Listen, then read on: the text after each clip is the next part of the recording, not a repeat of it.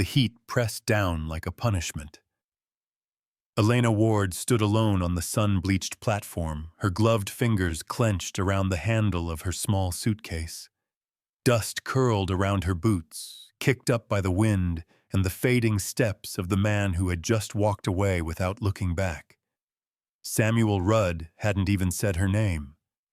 One moment he had approached her with a tight-lipped expression, the next he was turning away, leaving only a muttered, "It's not going to work." Circumstances changed behind him like smoke.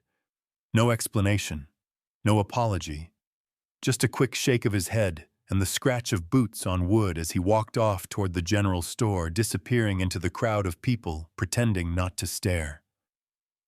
Elena couldn't breathe. Her corset dug into her ribs not from tight lacing, but from the shame swelling in her chest. The letter that had brought her here across 2,000 miles of rail and hope was still folded neatly in her reticule. She had read it so many times she could recite it word for word. Samuel Rudd had written of stability, decency, a home above his store, a quiet life with honest values he had promised, a future. She had buried her father 6 weeks ago in a pauper's grave outside Boston and sold everything she owned to make this journey. Now she had nothing but a suitcase of patched dresses, $40 stitched into her petticoat, and the eyes of Silver Bend, Arizona crawling across her skin. Someone coughed behind her. She didn't turn. She couldn't. "Poor thing," a woman whispered. "She must have thought he'd really marry her." "She'll be on the next train out," another voice replied.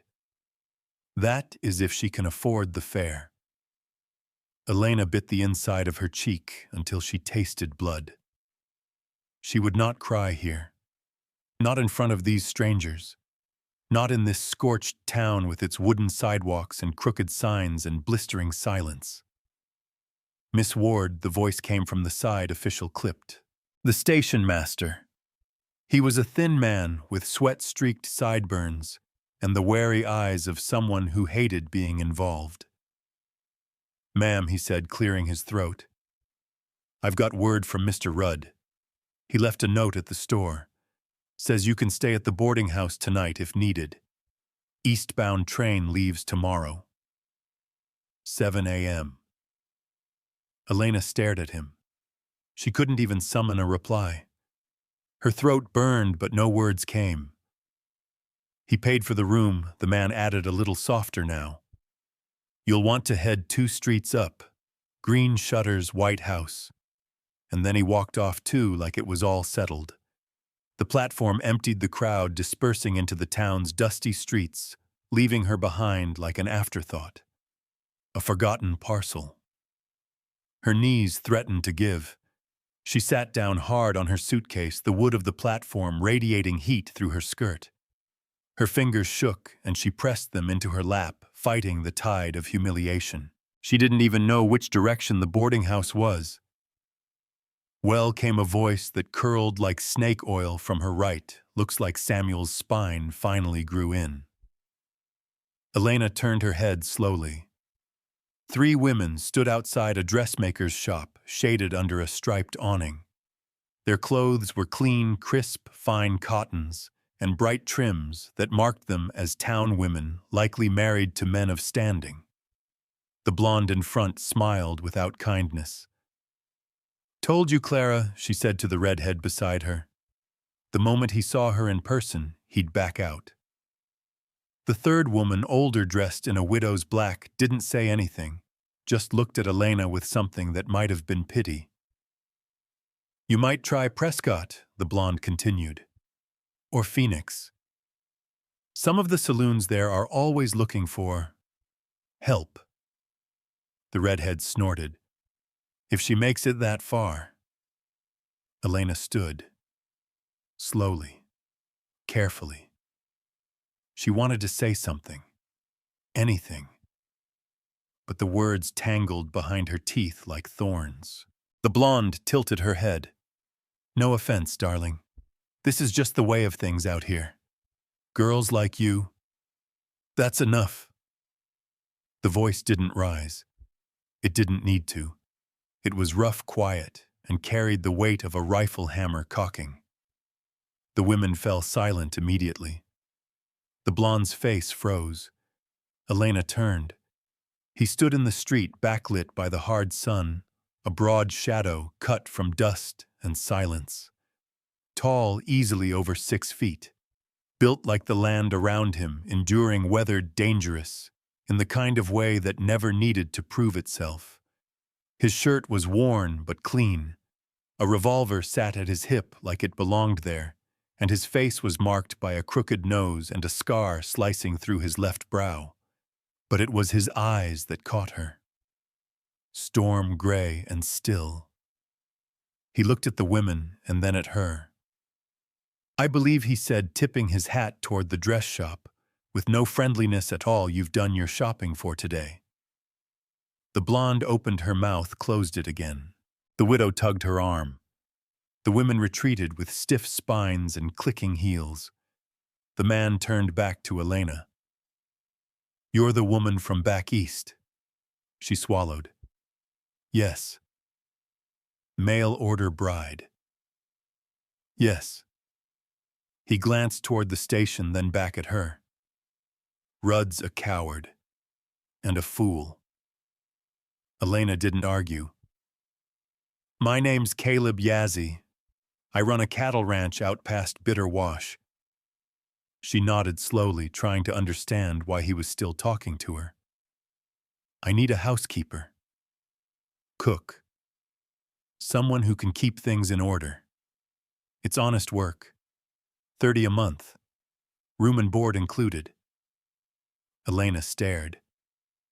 "You don't even know me." "I know you got off a train with your chin up," he said.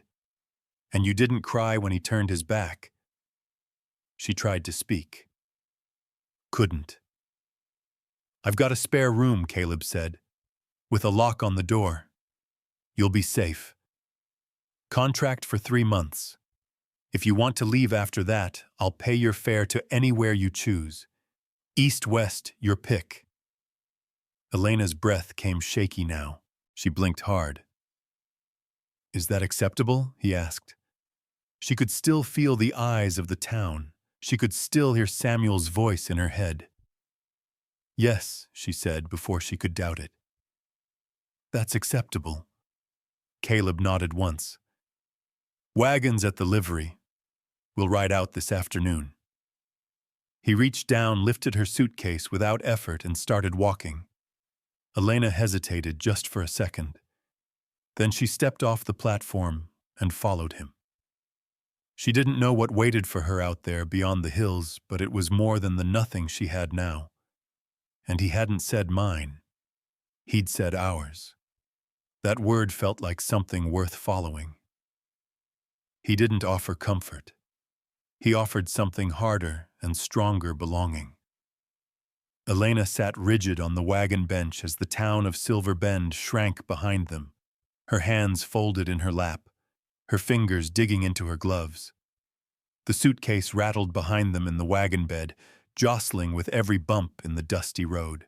Caleb Yazzie sat beside her, reins loose in his hands, shoulders relaxed, eyes ahead. He hadn't said a word since they left the livery. No small talk, no gentle reassurances, no questions. Just, "We'll ride out now." And then motioned for her to climb up. She preferred it in a way. Silence felt safer than words. The sun beat down across the long stretch of road, baking the earth into cracked ridges and choking the horizon in heat shimmer. Scrub brush rolled by, along with the occasional mesquite tree and the remains of fence posts that had long since rotted to splinters. There were no other wagons, no riders, no signs of life beyond dust trails and wind. It felt like the edge of the known world. "I can cook," Elena said finally, because the quiet was starting to roar inside her head. "I cleaned for my father until the end. Took in mending, too." Caleb gave a small nod, but didn't turn to look at her. "You'll need to." She waited for more, but that was all. They passed a dried creek bed and an old stone chimney standing alone in a field. Whatever house it once belonged to had burned long ago. Crows circled above it. "How many men work for you?" she asked. 12. She nodded, biting the inside of her cheek. "That's a lot of mouths." "You'll manage," he said, calm and certain, like it wasn't even a question. Then, after a long pause, "Marta will help." That name, simple, unfamiliar, tugged at her curiosity, but Caleb didn't elaborate. Elena looked down at her hands, at the faint dust smudging the hem of her skirt. She hadn't had time to change since stepping off the train. She felt worn through already, a fraying thread of a person trying not to snap in the middle of a sun-baked road. But Caleb's presence, quiet, solid, kept her tethered. He wasn't like Samuel Rudd. Not the way he sat, not the way he carried silence like it had weight and value. Caleb didn't fidget or glance at her sideways, measuring her against expectations. He wasn't trying to impress. He wasn't trying to dismiss. He just was.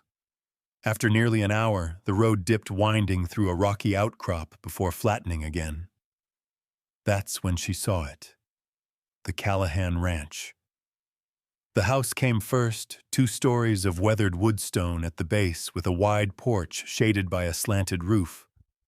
The windows caught the late light like tired eyes. Past it stood a red barn, sun-bleached at the edges, and several outbuildings scattered across the land, like dropped dice. A corral stretched along one side, horses milling inside. Cattle dotted the distant hills, barely more than dark specks against gold. It wasn't beautiful, but it was alive. Caleb brought the wagon to a stop in front of the house and set the brake. Then he stood, jumped down, and offered her a hand. Elena hesitated, but only for a second, then took it. His grip was warm, calloused, steady. As soon as her boots hit the dirt, the front door opened. A woman stepped out onto the porch, wiping her hands on a flour-dusted apron. She was older, lean, and tall, with silver hair pulled into a tight knot and eyes that missed nothing. "Elena Ward, this is Marta Aguirre," Caleb said. "She keeps this place from falling apart." "Not lately," Marta muttered, eyeing the wagon. "You bring me help or more trouble?" "Both," Caleb said, already moving toward the back to unload the suitcase. Marta narrowed her gaze at Elena. "You gonna cry on me?" Elena blinked. "No, ma'am." "Good. Don't like criers." "You hungry, yes, but then you're not completely useless. Come on." Marta turned and walked inside, not bothering to wait. Elena followed. The kitchen was dim and dusty, but it smelled like coffee and warm bread. The walls were lined with open shelves, half-empty jars, and stacks of mismatched plates. A worn wooden table sat in the center, surrounded by chairs that didn't match. Everything looked lived in, tired but functional, like the house itself was waiting to breathe again. "That door's yours." Marta pointed to a small door near the back next to the pantry. "Room's not fancy, but it's private. Has a lock. Sheets are clean." Elena opened it. A narrow bed, a basin, a tiny window facing the hills. Nothing more. But it was hers. For now. "You cook?" Marta asked, already scooping beans from a pot onto a plate. "Yes." "Wash?" "Yes." "Know how to deal with a man who thinks spurs belong on the table?" Elena frowned. "I'll learn." Marta gave a grunt of approval. "You'll do." Caleb returned with the suitcase, set it gently just inside Elena's room, then tipped his hat. "Supper's in an hour. Eat with us." She opened her mouth to protest. Was she supposed to eat with ranch hands? But he was already gone. Marta watched him go, then turned to Elena. He talks less than a tombstone and works like he's got something to outrun. Don't expect much from him, but what he offers, he means. Elena looked down at the plate Marta handed her. Beans, cornbread, and a slice of apple she hadn't seen anyone slice. Her stomach growled. "You sleep in that?" Marta asked, eyeing her travel dress. "No, I'll change." "Good. Don't want them thinking you're soft." Elena sat down at the table and took her first bite. The beans were too salty, the bread dry, but it was real food, and it filled her like a promise. She ate in silence while Marta rattled pans and muttered about mice in the root cellar. Outside the window, the sun dipped low. Men's voices drifted in from the barn, rough and tired. A dog barked. The wind stirred the long grass. This wasn't Boston. This wasn't a shop front over a general store or a boarding house near the station. This was something else.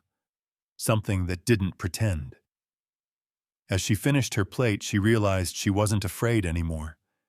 Not exactly safe either, but no longer waiting to be sent away. She washed her dish without being asked, cleaned the counter where Marta had cut the bread, folded the used towel and hung it up. She didn't speak. She didn't need to. Outside, Caleb's boots crossed the porch. Elena turned toward the door and knew this was where the real work began. The land was bone dry, the sky endless, and I realized I'd arrived at the edge of the world. At first light, Elena stepped out onto the front porch with a bucket in one hand and a broom in the other. The air was cool, but carried the dry tang of heat already gathering in the rocks. Far out on the hills, cattle moved like ants, dark shapes drifting across the golden brush. A hawk circled above the barn. Everything here was wide still and watching. The wind tugged strands of her hair loose from her braid as she swept dust off the porch boards. She wasn't used to so much silence. In Boston, mornings started with factory bells and street vendors shouting over one another. Here, all she heard was wind and the soft clatter of boots from the bunkhouse. She liked it more than she wanted to admit. Inside, Marta was already at the stove, cracking eggs into a pan and muttering about the lazy hands who never stacked wood where it belonged. Caleb's coffee pot gurgled on the back burner. The smell wrapped around the house like an anchor. "You eat before them, girl," Marta said, not looking up. "They'll take everything that's not nailed down. These men work hard and eat like wolves." Elena nodded, slipping into a chair at the kitchen table.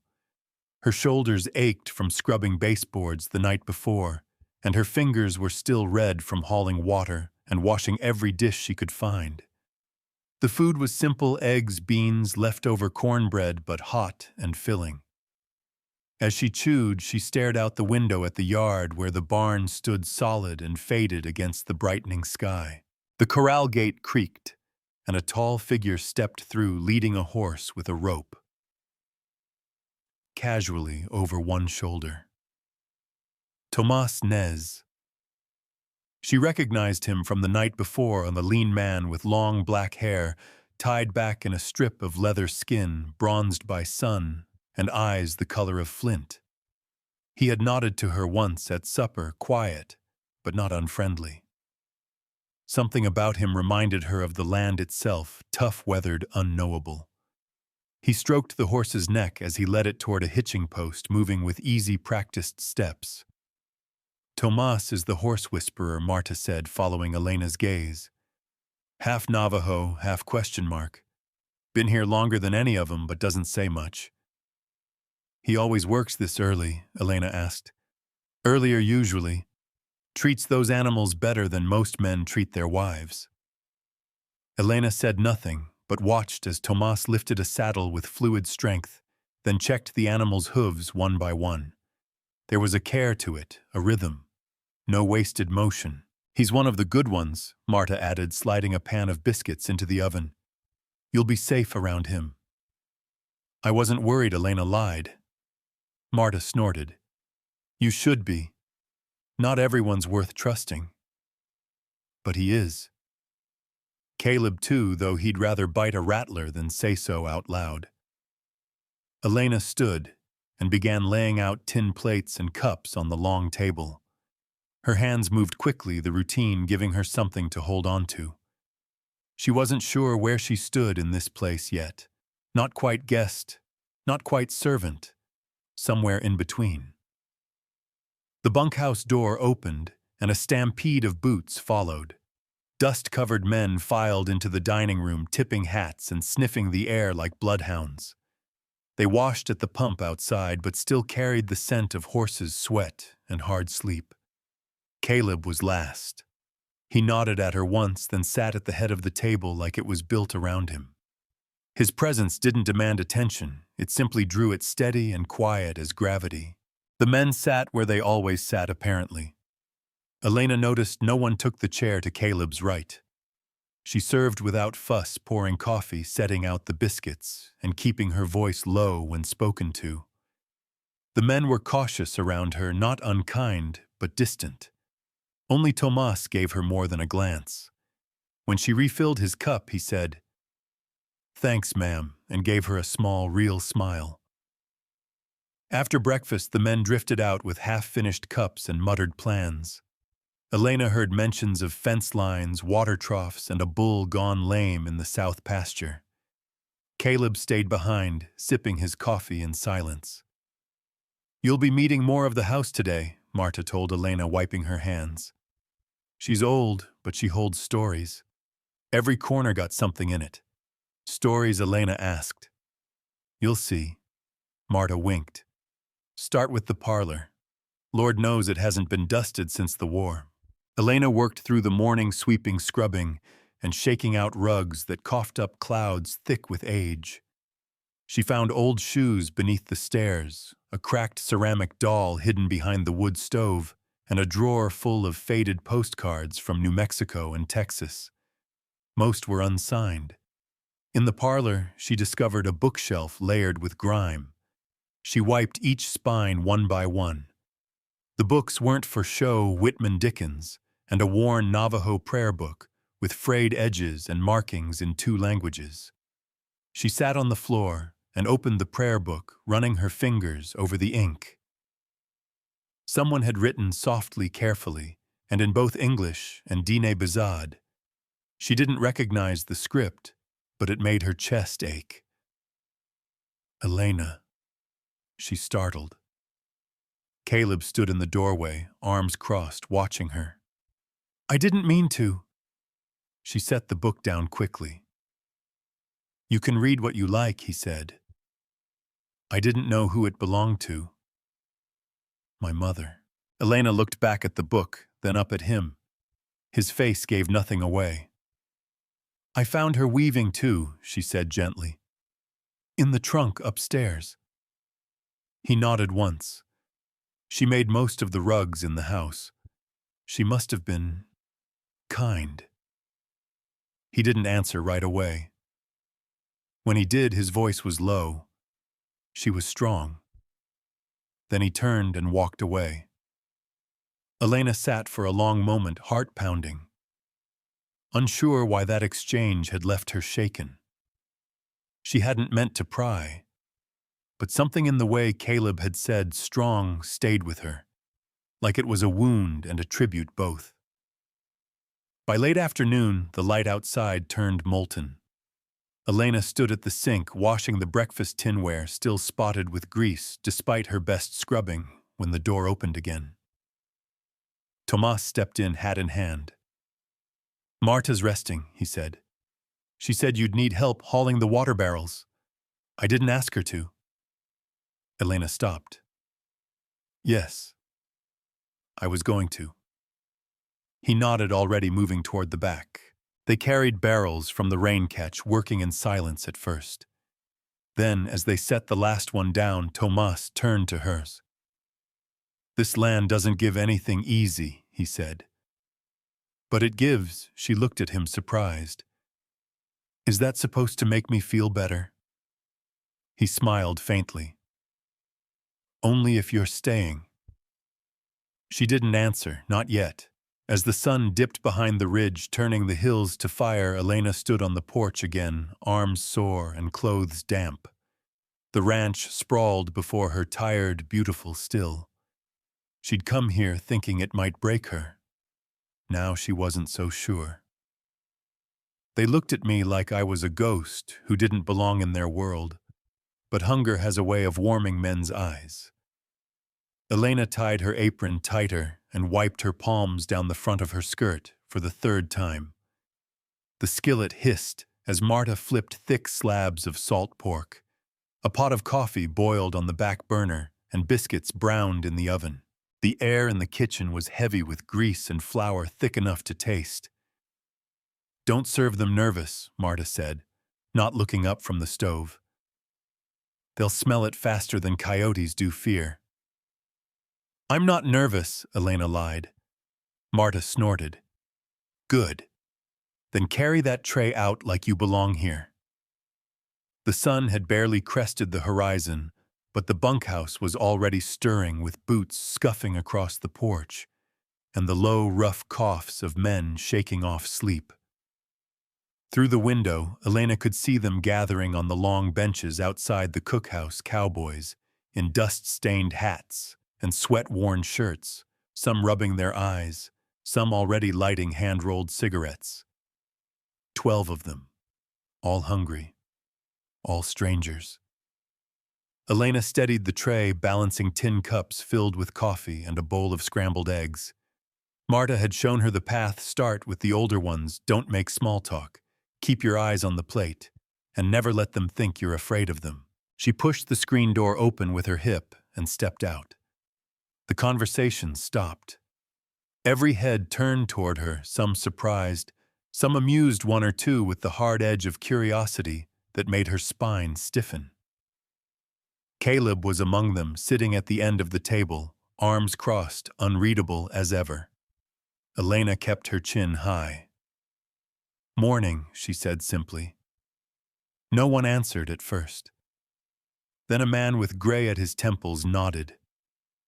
"Smells better than last week's gruel." A ripple of quiet chuckles followed. "Should have let the lady cook sooner," another muttered, reaching for a biscuit before she even set them down. Elena placed the tray on the table, then stepped back, hands folded behind her apron. Marta followed behind her with a second tray, heavier, carrying more biscuits, sliced apples, and a side of beans.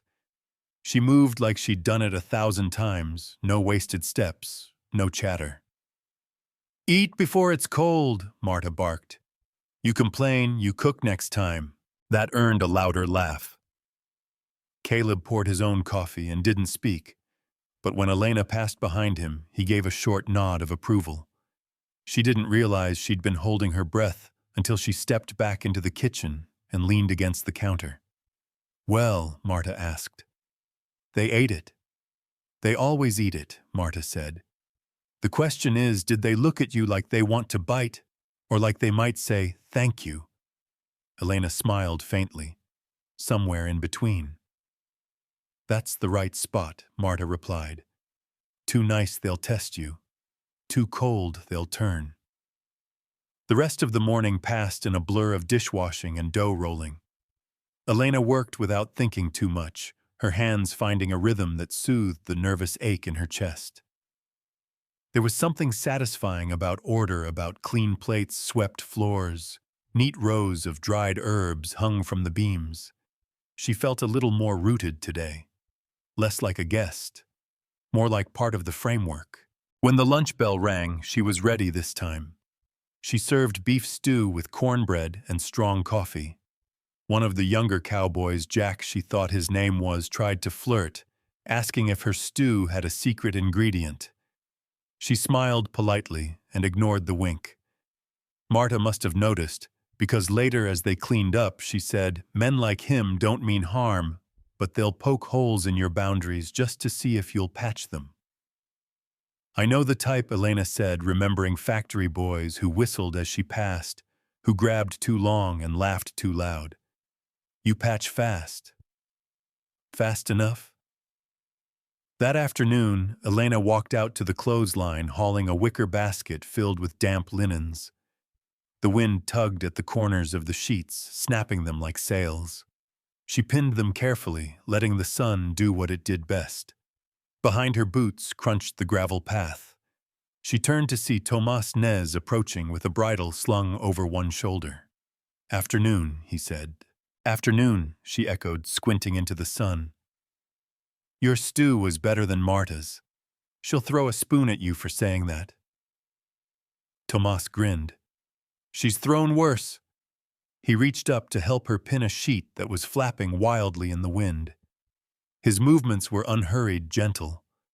Elena watched his hands scarred and strong but careful, like he'd spent years learning how not to break things. "You settling in?" he asked, securing a corner. "I think so." "Good. Houses needed a woman's hand for a while." She looked at him then. "You think I'm here to make it prettier? No," he said. "I think you're here to make it whole." It wasn't flirtation. It was something quieter, realer, like he was seeing a piece of her no one had bothered to before. She didn't know how to respond, so she nodded and turned back to the basket. As the last sheet was hung, Tomas tipped his hat. "Storm's due in a few days. You'll want to check the cellar. Sometimes it floods." "I will. Thank you." And then he was gone. That night, Elena sat on the back steps watching the moon rise behind the hills. The men were still talking around the fire pit, voices low and tired. Caleb was there, silent as always, staring into the flames like they held answers he wasn't sure he wanted. Elena wrapped her arms around her knees, the desert wind tugging her hair loose. There was so much land here, so much quiet. She wasn't sure if it made her feel safe or small. She heard the creak of the porch and turned to see Marta carrying a folded quilt. "You'll freeze out here," Marta said, tossing it into her lap. "Thank you." Marta sat beside her with a grunt. "First day cooking for ranch hands is a kind of battle. You passed." "Good." Marta looked at her eyes, narrowed. "You think this is where you stop? What do you mean? You think a few clean rooms and full bellies mean you've earned your place, huh?" Elena frowned. "I don't know." "They don't," Marta said flatly. "But they're a start." She stood and walked back inside, leaving Elena with the quilt and the stars. In the distance, a coyote howled. Elena pulled the quilt tighter and stared at the fire's glow flickering beyond the yard. This wasn't comfort. It wasn't even safety. But it was something. And if storms were coming, she'd rather face them here with her hands full and her eyes open than waiting for a train that would never take her anywhere worth going. I scrubbed his mother's teacups and wondered who she was and who I had to become to survive this place. Elena stood at the edge of the creek, sleeves rolled to her elbows, skirts pinned back to keep them from dragging through the muddy bank. A pale ceramic cup floated to the surface of the basin she'd submerged, the painted gold rim dulled by time. She caught it with quick fingers, careful not to chip the fragile thing. The river water was cold and bit at her skin, but she welcomed it. It cleared the fog from her thoughts better than any sleep could. She hadn't meant to spend her morning here kneeling on the rocky edge of the property, elbows deep in a wicker basket full of forgotten dishes. But Marta had pointed her toward the old storage shed behind the barn after breakfast and said, "Clean it out if you want to do something useful." No further instructions. Just that. Elena hadn't expected to find anything worth keeping, just cracked mason jars and rusted lanterns. But in the far corner behind a half-rotted trunk and a stack of broken chairs, she'd found a tea service. Dust-covered, wrapped in faded quilts. 6 delicate cups, 3 chipped saucers, a teapot with a faded wildflower motif, and a note folded into the wrapping from Clara's mother. 1864. Clara, Caleb's mother. She hadn't known her name until that moment. Seeing it written in careful script had stirred something inside Elena she hadn't expected. Curiosity, maybe, or recognition. The kind that whispers, "You and I were both women who built something in the dust." The cups were stained and spiderwebbed with hairline cracks. Still, she washed them gently, like they mattered. Behind her, the wind shifted, carrying with it the smell of iron and horses. She turned. Caleb stood a few yards away, a coil of rope in one hand, sleeves rolled and hat pushed back. He didn't speak, just watched her expression, unreadable. "I found them in the shed," she said, brushing water from her brow with the back of her hand. "I thought they deserved better than dust." He stepped closer, boots crunching softly in the sand. "They were my mother's," he said. "I figured. She kept them for Sunday afternoons. Used to make me sit still and drink peppermint tea like it was whiskey." There was the ghost of a smile in his voice. "I don't suppose there's any peppermint left in the pantry," Elena said. "No, just coffee, and sassafras if Marta's hoarding it." She turned back to the basin, rinsing the last cup before setting it upside down to dry on a clean cloth. Caleb didn't move. She could feel his eyes on her, not intrusive, not unkind. Just present. Solid. "You ever miss her?" she asked before she could stop herself. A pause. "Then every day." Elena nodded, not looking up. "My father died 6 weeks before I came here. Pneumonia took him fast. One day he was standing by the stove, next day couldn't breathe." She wasn't sure why she said it. The words had been sitting in her chest like stones for weeks, maybe longer. "I was the one who sold his coat," she added, quieter now. "Had to for the train fare. Boston's not kind to the broke." She finally looked up. Caleb's eyes were on her, steady but softer than she expected. "You've got grit," he said. "Doesn't always come from the desert." She stood slowly, wiping her hands on her apron. The teacups gleamed pale and strange in the morning light, like relics from another world. Caleb glanced at them, then back at her.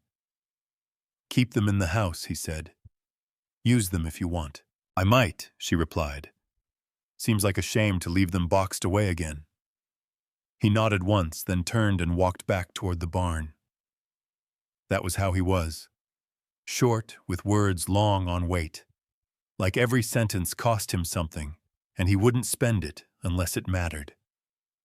By midday, Elena had set the clean teacups on a high shelf in the parlor, beneath the prayer book she'd dusted the day before. She rearranged the furniture, swept out the corners, and found a crooked oil painting of desert hills that she hung above the fireplace. It felt like shaping something, making a space real. When she stepped outside to shake out the rugs, she saw Tomas leading 2 horses into the paddock. He looked up and gave her a wave. "Elena," he called. "Want to learn something useful?" She hesitated, glancing at the dust-covered rug draped over her shoulder. "Does it involve lifting only if you count your feet?" She tossed the rug over the porch railing and walked toward him, brushing hair from her face. "What is it? Horses get spooked easy," he said, passing her a halter. "Especially if they don't know your voice. Want to learn how to calm one?" She nodded. "Show me." He took her through it, slow hands, soft words staying present. She copied him, her fingers awkward at first, but steadying with each step. The horse, a gray mare with a skittish twitch to her ears, tossed her head once but didn't pull away. "She's young," Tomas said, "but she wants to trust you. You just have to earn it." Elena smoothed the mare's mane.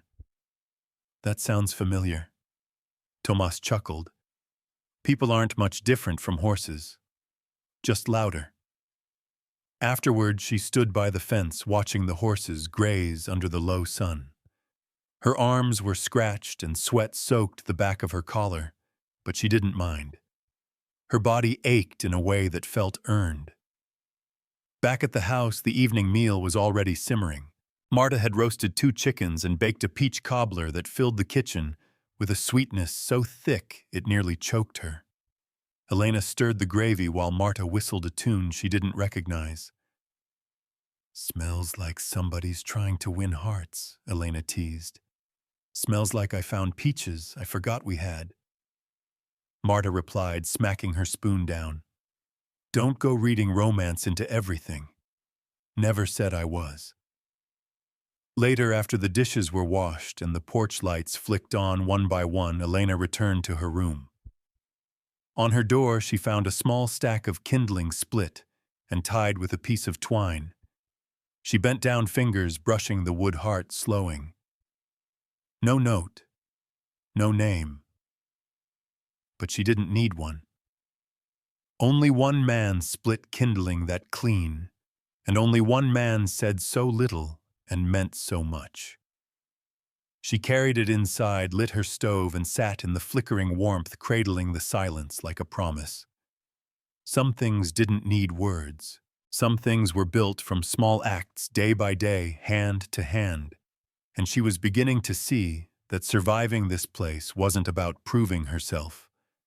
It was about becoming someone who belonged in it. The sky cracked wide open and poured its fury down, but it was the silence between thunderclaps that made me afraid. The storm came just after midnight. Elena woke to the rattle of shutters and a low groan in the rafters' wind pulling at the walls like it wanted inside. Rain slammed against the roof in waves. The parlor clock chimed once soft wrong somehow, and then silence again. Except it wasn't silence. It was waiting. She swung her legs out of bed and lit the oil lamp, fingers fumbling the match. Shadows jumped along the corners of her room. The stove was cold. She hadn't lit it tonight, too warm earlier to need it. Now the chill had returned, and it brought something sharp with it, something unsettled. A knock came at her door. "Elena." Marta's voice, firm, urgent. "I'm up." She opened the door to find Marta already in her boots, raincoat draped over her arm. Gray hair twisted up beneath a kerchief. "Southfield's flooding," she said. "The lower fence won't hold through the hour." Elena blinked. "What do we, Tomas and Caleb are already out. We're hauling blankets and feed to the storage loft, getting the calves off the slope. I'll help." Marta handed her a coat. "Good girl." Outside, the world was a roar. The wind hit like a slap the moment she stepped onto the porch. Lightning lit the yard in brief, blinding pulses. The barn doors banged against their hinges. Somewhere in the distance, a horse screamed a sharp, panicked cry that didn't sound like it was meant for anyone but reached Elena all the same. She followed Marta through the mud skirts, heavy with rain boots, sinking into the soaked earth. Every step was a fight. By the time they reached the barn, her hair was plastered to her neck, and water ran in cold rivers down her back. Inside, the lanterns cast a warm, flickering light, but it only deepened the shadows. Cows lowed nervously. Tomas moved between stalls with sure, calm motions, his shirt soaked clean through. Caleb stood at the open side door, shouting over the wind to 2 of the men hauling fence posts from the back pasture. His voice was low but sharp. He didn't waste words, just gave orders like he'd already seen how the storm would try to tear through them. "Elena," he called, his eyes locking on her for just a moment. "Marta needs hands in the loft." "Go," she ran. Up the ladder, the hayloft smelled of old wood and wet straw. The roof leaked in 4 places, water dripping in steady plinks into rusted buckets. Marta was there, her sleeves rolled high, moving heavy wool blankets from the lower racks up onto crates. "These'll mold if we leave them where they are," she said. "Stack 'em high." They worked in silence, breath-short arms aching. Thunder shook the beams every few minutes. Elena's knuckles turned raw. Her throat burned with the damp. When they finished, Marta handed her a flask. Apple vinegar and cayenne, she said. Keeps the lungs from giving up. Elena drank, coughed, drank again. Back outside, the yard had become a mire of hoof prints and broken branches. Two of the calves had wandered to the fence line, where the slope dipped, one of the worst places during a flood. Tomas was already moving toward them with a rope. Elena didn't think. She ran after him.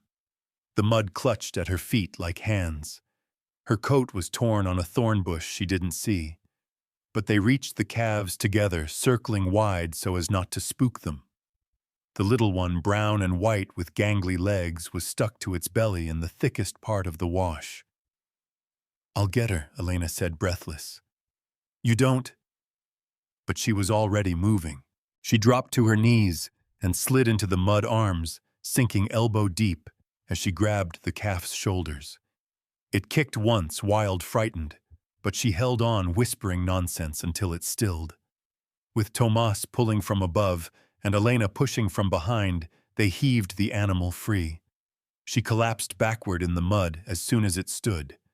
The calf blinked at her, snorted, then bolted toward the barn with its twin. Tomas pulled her to her feet. "You're out of your mind," he said. "I'm wet anyway." They both laughed, high and shaky, soaked and streaked with filth. Back at the barn, Caleb was moving hay into dry corners, barking at the men to recheck the gate. When he saw her mud-covered, wild-haired eyes blazing, he stopped for just a second. "You all right?" "Yes," she said, heart still pounding. "We got them."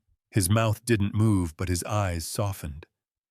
"Good work," he said quietly. It was only 2 words, but they landed like something heavier. Real. By dawn, the worst had passed. The wind died down to a whisper. Rain fell light and steady, as if the sky had emptied most of what it had to give. The yard was a mess, debris scattered across the fence line, chickens still hiding beneath the porch. But the animals were safe. The house stood. No one had been lost. Inside the kitchen, Marta handed around hot coffee laced with sugar and rye. The men slumped around the table, too tired to talk. Someone snored with his head on his arms.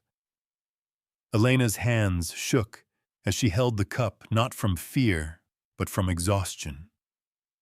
Caleb came in, last coat slung over one shoulder, hair-damp shirt unbuttoned at the throat. He looked at each of them, then Elena. "You saved 2 calves," he said, voice gravel deep. "They weren't going to save themselves." Marta cackled. "She's earned a dry blanket and an extra biscuit." Elena smiled, drained but content.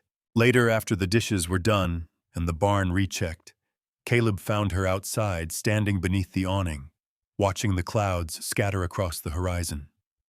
He stood beside her, but didn't speak. They watched in silence as the light broke through, casting long stripes across the hills. The storm had taken something from the land, but it had also left something behind. In that quiet, in that aftermath, Elena realized something she had stopped waiting to be dismissed. She had stopped wondering if she'd be sent back east. She had worked. She had stood in the rain and pulled life out of the mud with her own hands. And no one could take that from her now. He looked at me like I'd done something brave when all I'd done was stay.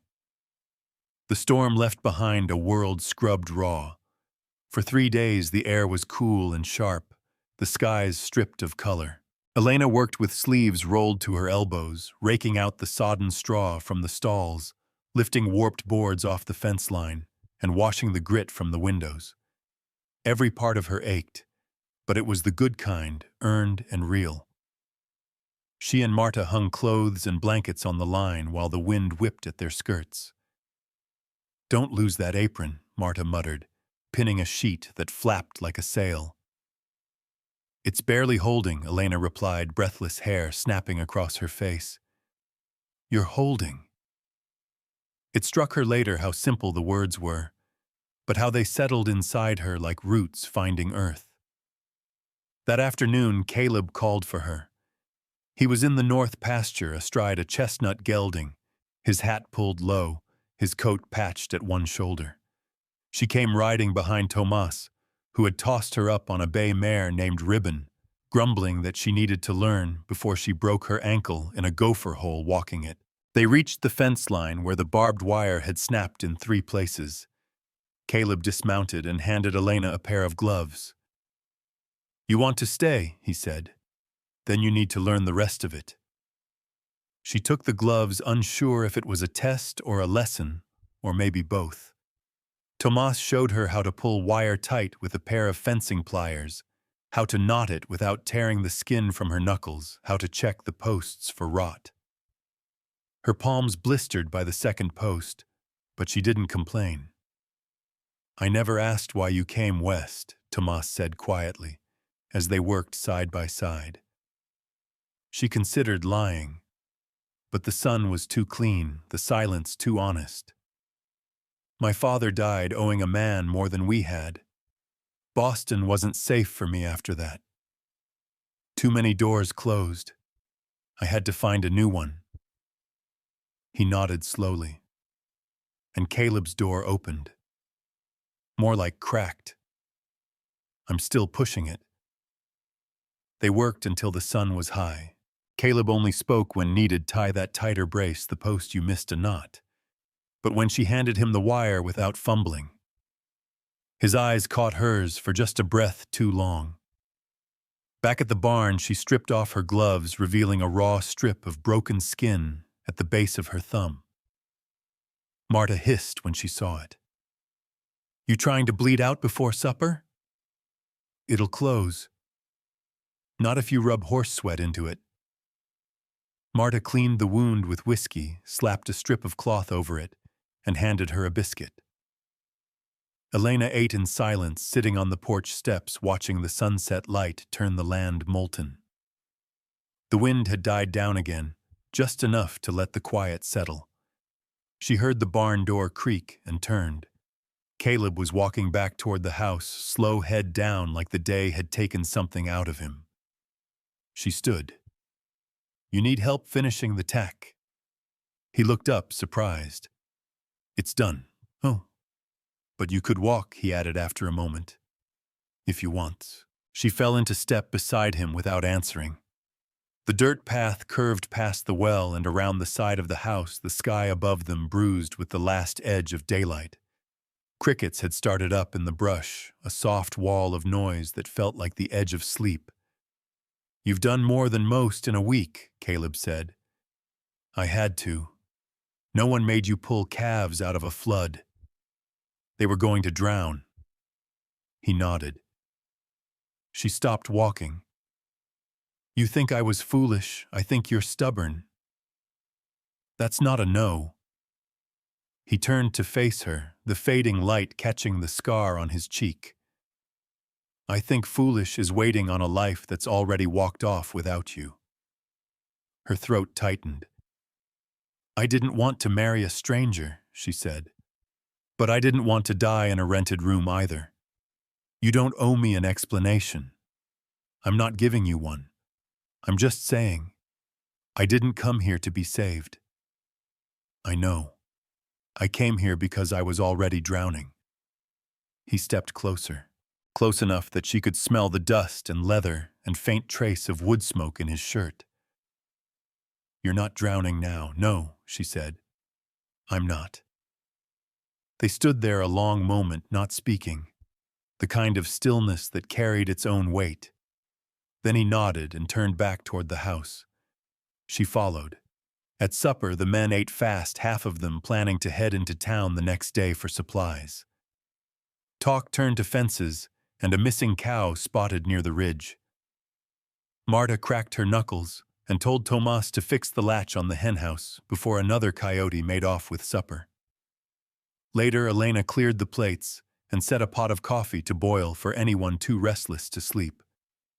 As she rinsed the tin cups, Caleb stepped in from the porch, arms folded. I'll be going with the men tomorrow, he said. Anything urgent? No. Just business. She wiped her hands on a towel and looked at him. Is there anything you need? He asked. The question took her off guard. No one asked her that anymore. She considered her answer. Flour, maybe. Thread. I'm nearly out. He nodded. I'll look. Thank you. He lingered a moment longer, then softer. You've stayed longer than I thought you would. I've stayed longer than I thought I could. Caleb watched her for another moment. Then, for the first time since she arrived, he smiled. Not a flicker. Not a polite twitch. A real smile. Then he tipped his hat and disappeared into the night. Elena stood there with wet hands and a quiet heart, the lantern light flickering against the window pane. Something in her had shifted. Not cracked. Not broken. Shifted. The way a rock moves when water finally wears it smooth. I thought I had nothing left to lose until someone tried to take this place from me. The morning Caleb rode out with the others, the sky was clear and too quiet. The kind of quiet that didn't soothe it, warned.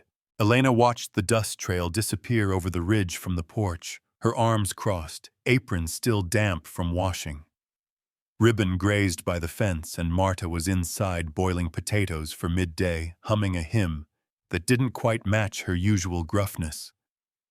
Tomas stayed behind to check the fencing on the west slope and take account of the cattle in the lower pasture. Elena planned to clean the barn loft, but something gnawed at her all morning, an itch she couldn't place. Around noon she saw the rider. Not from the ranch, not from town. A man too clean for a ranch hand, too still in the saddle to be casual.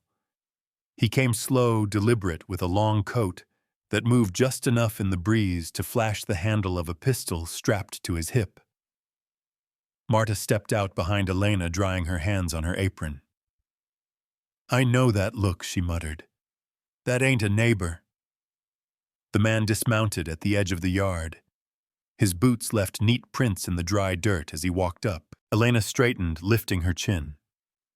Afternoon, he said smoothly, tipping his hat. His eyes were pale and wrong. Lovely place. State your business, Marta said flatly. I'm just passing through. Heard this ranch had changed hands. Thought I might introduce myself. Elena didn't move. Changed hands, he smiled. Didn't know. That's strange. Couple months back, I bought the note on this land from a banker in Santa Fe. Caleb Pike's been missing payments. That's a lie, Elena said sharply. We've got receipts. Oh, I'm sure you do. And I'm sure they'll be very helpful when the courts get involved. But that takes time. He tipped his head, eyes locking on Elena now. You, the woman who's been living here, word travels quick. Tomas stepped out of the barn rifle slung across his back. His expression didn't change, but the air shifted. The man didn't flinch, but he did glance over. I come in peace. Tomas said nothing. You're trespassing, Marta said. You want to talk legal matters, you do it through town. With papers. Fair enough, he said easily. Just thought I'd offer a warning. Word is, Caleb's not the only one having a rough season. Some folks might be real eager to take this place if he can't hold on to it. He turned and walked back to his horse as if they were just neighbors making small talk. Before mounting, he looked over his shoulder. Storm's coming, ladies.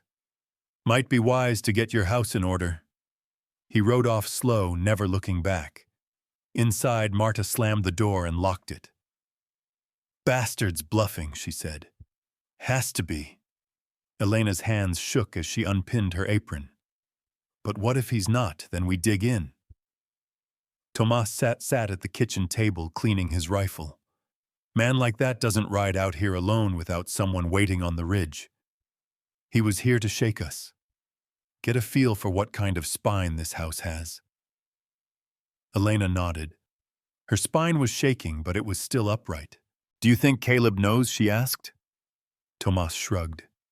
He knows the ranch has debts. Everyone does. But this feels personal. That night, Elena couldn't sleep.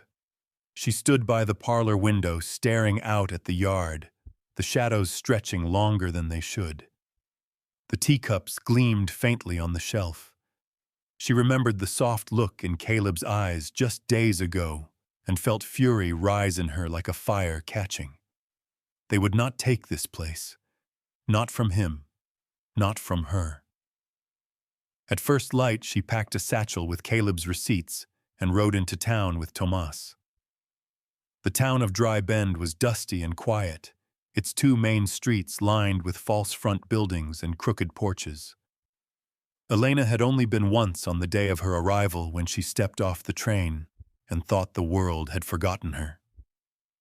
Now she stepped into the bank with dirt still under her fingernails and a purpose in her chest. The banker, Mr. Havley, looked up from his papers. "Elena," he said with surprise, "didn't expect to see you. I need to see the note on the Pike Ranch." He blinked. "Now, I'm not sure that's your I work that ranch," she snapped. "I clean the books, I know the schedules. I found a man on our land yesterday claiming he bought a note from a bank in Santa Fe. Is that true?" Havley flushed. "That's not entirely false." Tomas crossed his arms beside her. Silent, broad, unmoving. "I didn't sell it," Havley said quickly. "But I transferred part of the loan agreement. The terms were getting heavy, and the owner wasn't responding fast enough. That fella Wade, he called himself, he paid premium for the paper. I didn't think it'd cause trouble." "You didn't think," Elena said coldly. "You've just invited wolves onto our land." "I didn't mean—" "We have proof of payments," she said, dropping the bundle of receipts on the desk. Stamped and signed.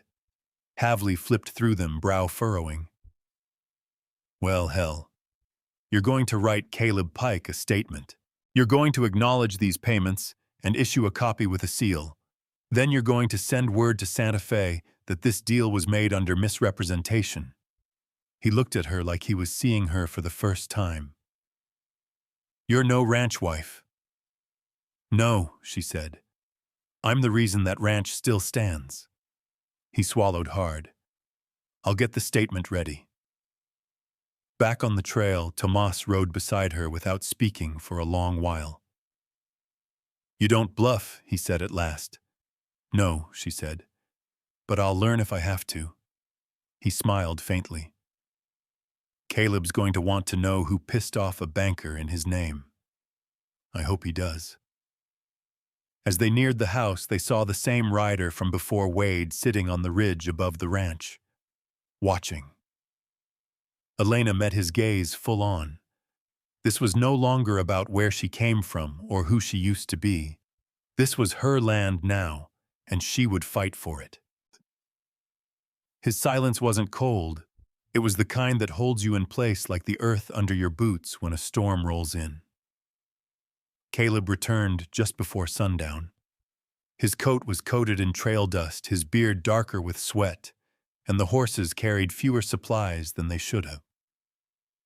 Elena heard the wagon before she saw it, the soft creak of wheels and the dull jangle of bridle chains drifting over the ridge. She stepped out onto the porch, heart beating steady but sharp.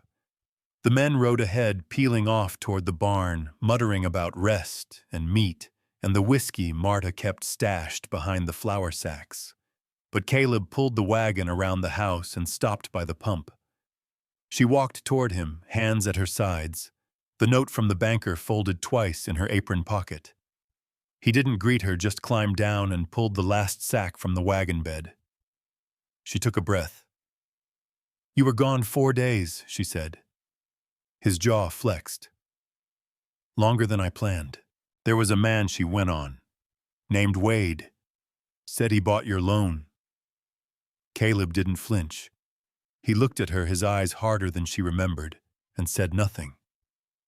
He came onto the land, said he had a claim, threatened to take the place if payments didn't keep coming.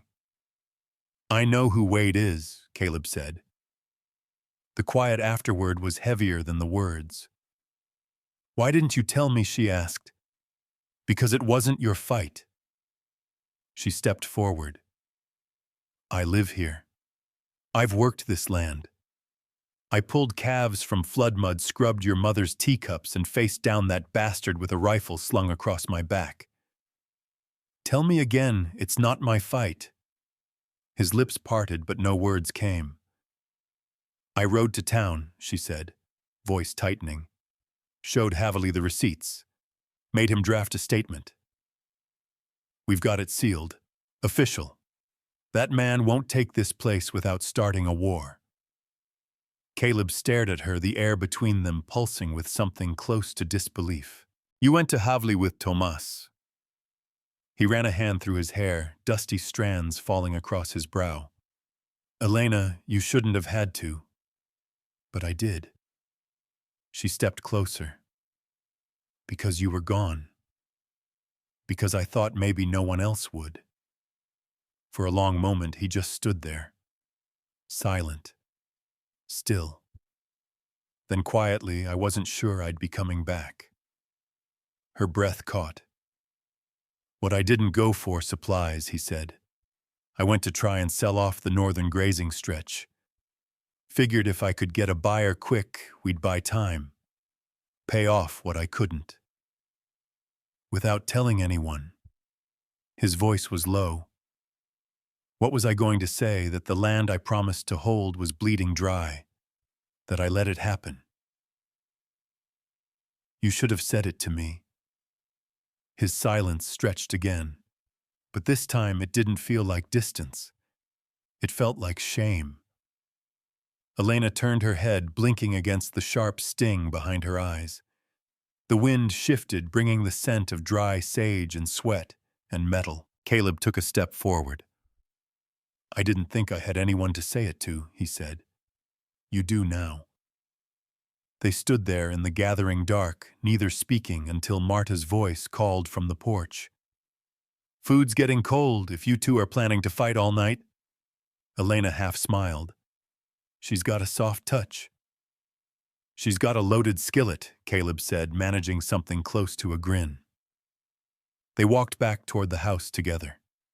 He didn't reach for her hand, and she didn't offer it, but the space between them was smaller now, filled with something unspoken and new.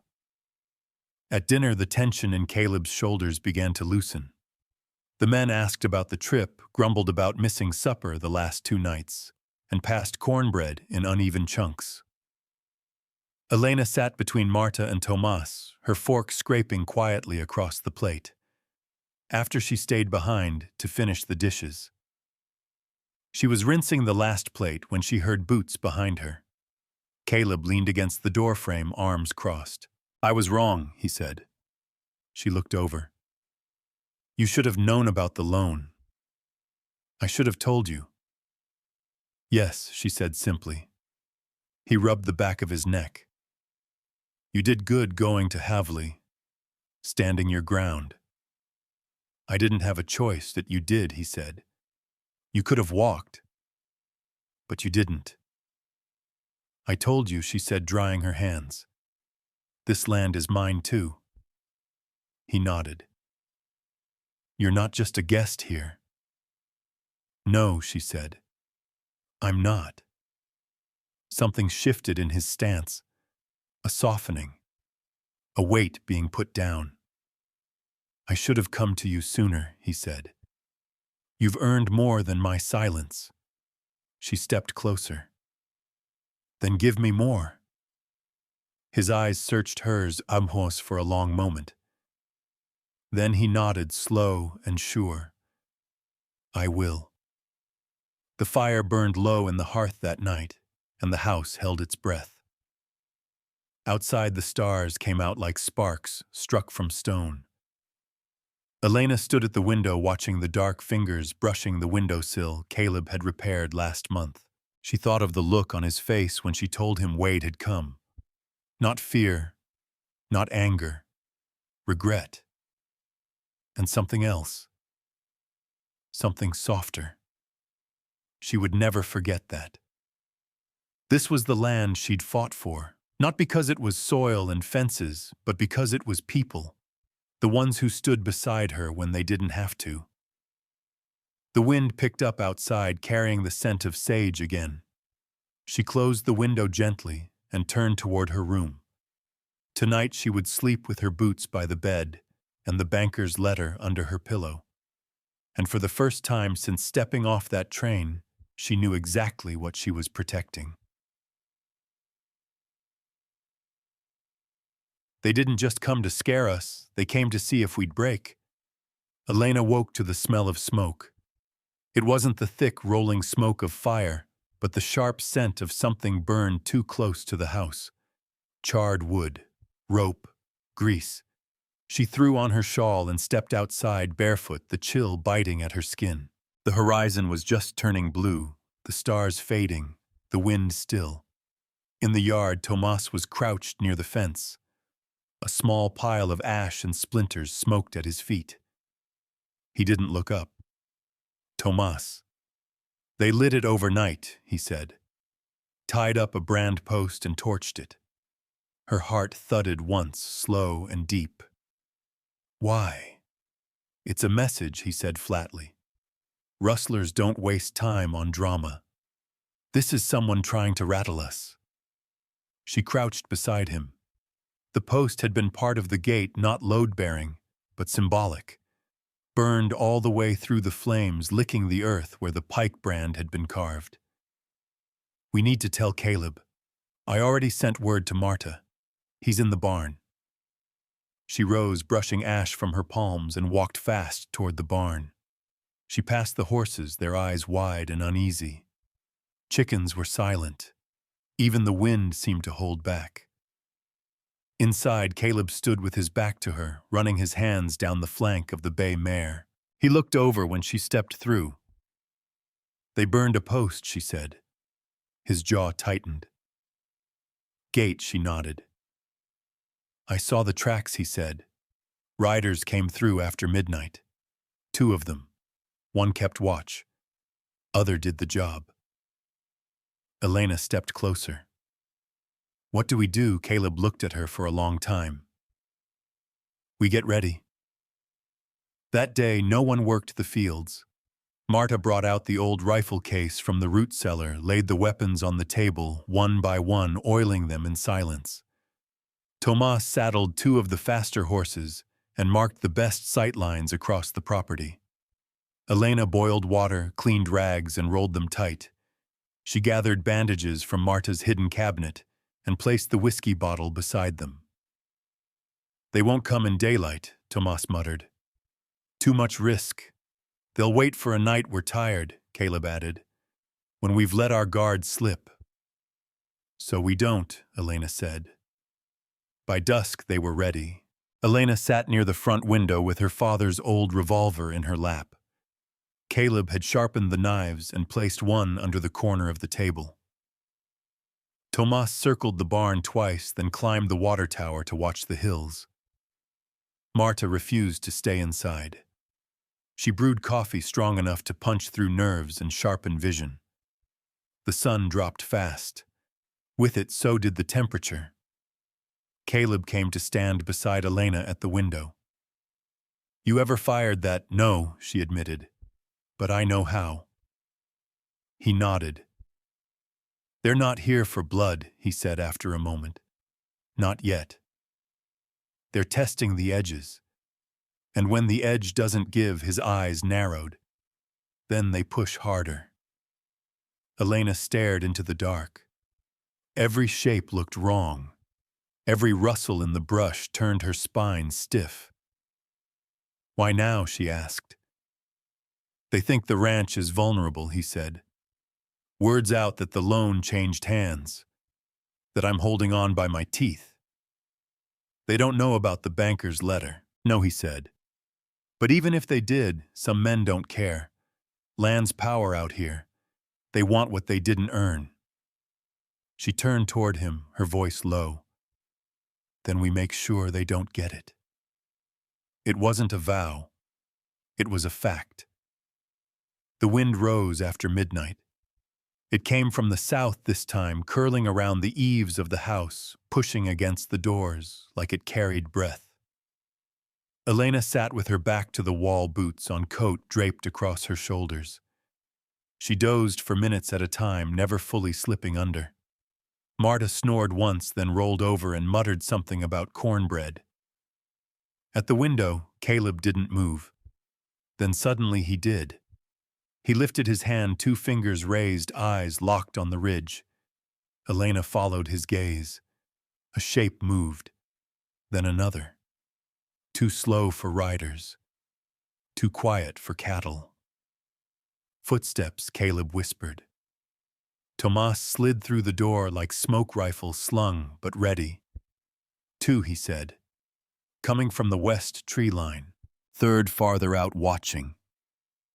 Caleb motioned for Elena to stay low. He and Tomas slipped out the side, vanishing into the dark. Elena gripped the revolver tighter. Her heart beat like it wanted out of her chest. She leaned against the wall, watching the door, watching the window, waiting for the crack of gunfire or a shout. None came. Just silence. Then scuffling. A grunt. Something heavy hitting earth. Then voices. Caleb's first. Then Tomas.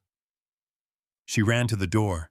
Outside, one man was on his knees, arms bound behind his back. His lip was bloodied and one boot was missing.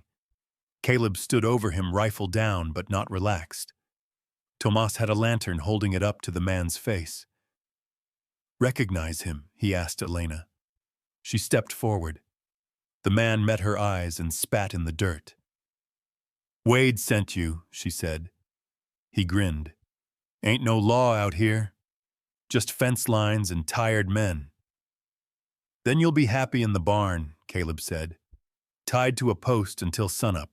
They hauled him back, locked him in the back stall, and posted watch till morning. At dawn, Elena sat on the porch, cradling a coffee mug between her hands. Her eyes burned, but she was wide awake. Caleb stepped out and sat beside her. "He talk?" she asked. "No, just ran his mouth." Elena sipped. "What now?" "We send a rider to town. Let the sheriff know. He may not care, but it puts Wade on notice that we're not crawling. He already knows," she said. "That's why he sent them." Caleb didn't reply. Instead, after a moment, he reached for her hand. Not fast. Not bold. Just quiet. Steady. His fingers were rough and warm and certain. She let him take it. The wind had died down again, but the tension hadn't. It lived in their chests, their bones. It would for a while. But they'd held. They hadn't broken. And that mattered more than anything else. "I didn't come here to be chosen, I came here to choose." Elena stood in the doorway of the barn, the early light casting long shadows across the dirt floor. The man they'd caught, now simply called Jax, hadn't spoken much since being tied up. Caleb fed him dry bread and water at dawn, checked the knots on the post, and walked away like he was closing a door in his mind. The sheriff from Dry Bend had been sent for, but no one expected a swift ride out. Law traveled slower than rumor. Elena's boots scuffed the straw as she stepped closer. Jax looked up from where he sat, slumped, his arms bound behind him, a cut along his temple still crusted dark. "Morning," she said. He didn't answer. She crouched beside him, resting on the balls of her feet. "You knew Wade. You followed him. What did he promise you?" Jax licked his lip, then spat in the dirt again. Elena stared at him, unflinching. "You came to our land in the night. You thought no one would fight for it. You were wrong. He squinted at her through swollen lids. You think this ends with me? Wade's got 5 more waiting for the call. Then we'll be ready for them too. He gave a humorless laugh. A woman with a kitchen knife and a barn full of chickens. She stood. No. A woman who knows what it means to build something from nothing. And I'd bet my life that's harder than taking orders from a man like Wade. She turned and walked out, her shoulders tight with held-back rage. The words shouldn't have mattered, but they did. Not because she believed them, but because once, not so long ago, she might have. Back at the house, Marta was kneading bread, sleeves, rolled forearms, dusted in flour. He's still talking nonsense, she asked. Nothing useful. Marta nodded toward the door. You talked to Caleb yet? About what? Marta wiped her hands, her eyes pinning Elena like a nail through parchment. About what happens after the fighting's done. There's still fighting left. Always is, Marta said. But life still asks what comes next. Elena didn't answer. Instead, she grabbed a tin of coffee and walked outside, needing the open air more than bread or questions. She found Caleb in the north field checking the fence posts again. He looked up as she approached, eyes softening under the brim of his hat. You don't trust the wire? She asked. I trust it fine, he said. Just don't trust the men trying to cut through it.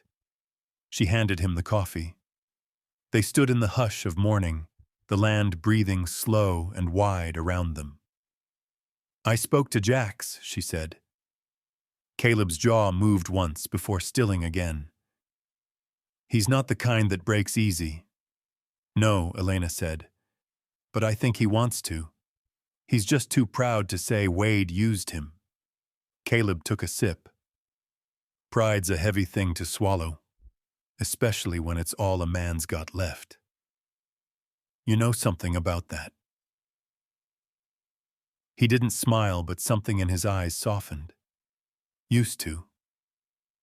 Elena watched a hawk drift high overhead, silent as a prayer. What happens when this ends, Caleb? When Wade moves on or the sheriff makes it official?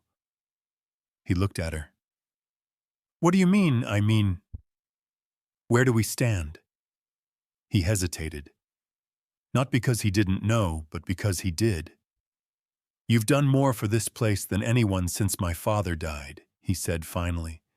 You've worked it, defended it, given it a voice again. That's not an answer. No, he said. It's not. He set the tin down on a fence post and stepped closer. Close enough she could see the faint scar near his left brow, the one that only showed when the light hit right. I don't want you to leave, he said. I'm not asking to. I don't want you to feel like you have to stay, he corrected, because of duty or stubbornness or pride. Elena swallowed. I want to stay because I choose to. That's all I've ever wanted. My whole life someone else picked for me. My father, the bank, a man in a suit with a paper full of promises. I won't live like that again. Caleb nodded. Then don't. I won't. He reached for her hand, not forceful but firm, like a man reaching for a ledge that could save him. She didn't pull away. I'm not good with words, he said. But I'll say this plain. This place is stronger with you in it. I'm stronger. You ask where we stand, I say we stand here, together, if you'll have me. She didn't smile right away. She just breathed, let the moment fill her, then nodded. I will. They stood there, the sun warming their shoulders, the land behind them quiet for now. By mid-morning, the sheriff arrived. He was an older man with a silver badge and a pair of tired eyes that said he'd seen more than he cared to. He took Jax into custody without fuss, listening carefully as Caleb laid out the night's events. Elena handed over the letter from the banker as added weight. We'll keep him in the jailhouse, the sheriff said. But Wade won't stop. Not if he thinks there's still something to take. Then he'll have to take it from all of us, Elena said. The sheriff tipped his hat. I reckon that'll be harder than he planned. As the wagon rolled out with Jax chained in the back, the ranch felt lighter somehow. Not safe, but clearer, like the fog had lifted just enough to see the next steps. Elena returned to the kitchen where Marta was pulling bread from the oven. You talk? The old woman asked. Yes. And we chose each other, Elena said. Marta smiled. About damn time. Elena picked up a loaf, the crust warm against her palms. She had chosen. Not been taken, not traded, not cornered. She had chosen to stay, to fight, to build something in a world that didn't make it easy, and that more than survival was what made this hers. Even a strong house can shake. What matters is who stands in the doorway when the dust settles. The storm came hard and fast. Elena had barely pulled the last blanket from the line when the sky cracked open.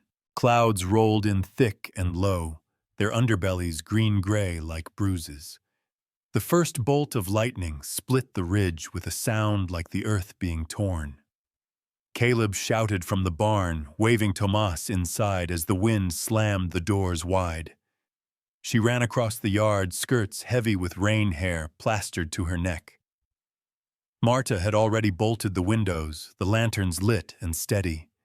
Inside, the air felt thick with something more than storm, something waiting to break loose. The roof creaked, water dripping down through an old seam near the hearth.